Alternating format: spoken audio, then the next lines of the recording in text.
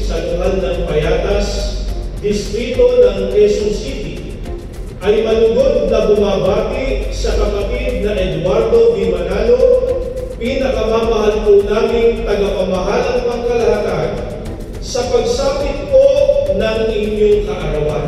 Kapatid na Eduardo V. Manalo, happy birthday po! Mahal na mahal po namin kayo! Kapatid na Eduardo V. Manalo, ang amin pong pinakamamahal na tagapamahalang pangkalahatan, mula po dito sa lokal ng Muñoz, distrito ng San Jose City, Nueva Ecija. Kami po ay buong pusong nakikigalak at bumabati sa pagsapit po ng inyong kaarawan. Happy birthday po! Mahal na mahal po namin kayo!